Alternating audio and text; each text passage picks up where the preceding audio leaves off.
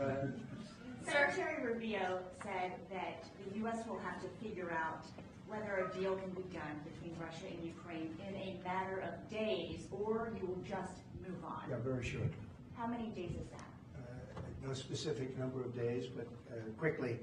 We want to get it done. We're talking about here people dying. We're talking about over there people are dying also, like on average 2,500 young people, soldiers. They're not from America. They're not from anywhere else other than Ukraine and Russia. But we want to save these lives. So it's 2,500 a week are being killed in battle. It's a vicious battle with the best equipment, the best everything, and it is brutal. 2,500 young people a week. Some of them not so young, actually. They're getting older. They're getting older by the month.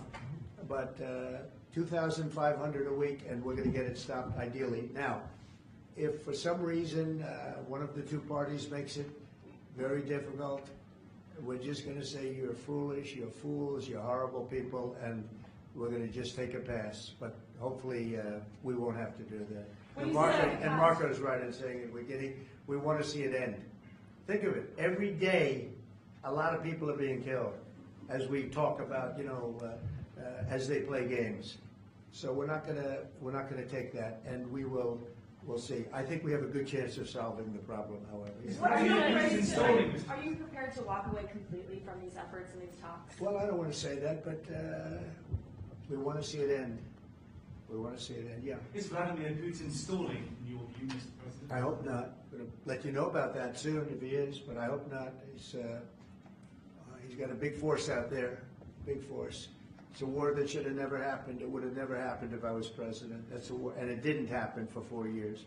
That's a war that should have never happened. October 7th, Israel would have never happened.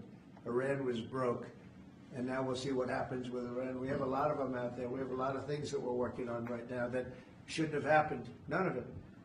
Ukraine would have never happened with Russia.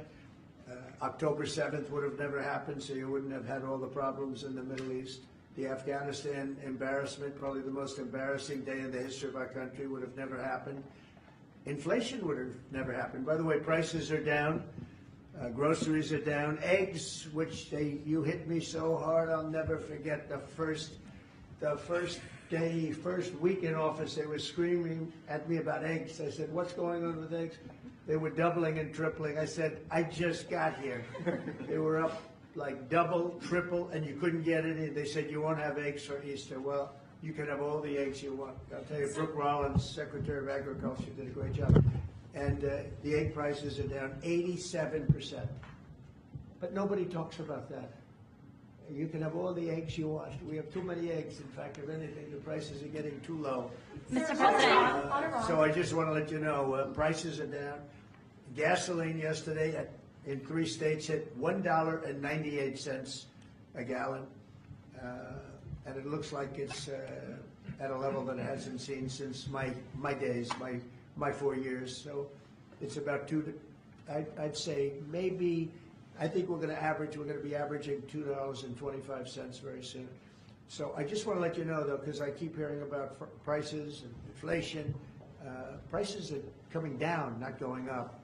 Only the fake news says they're going up. The only thing that's even are interest rates. And if we had a Fed chairman that understood what he was doing, interest rates would be coming down too. He should bring them down. Yeah.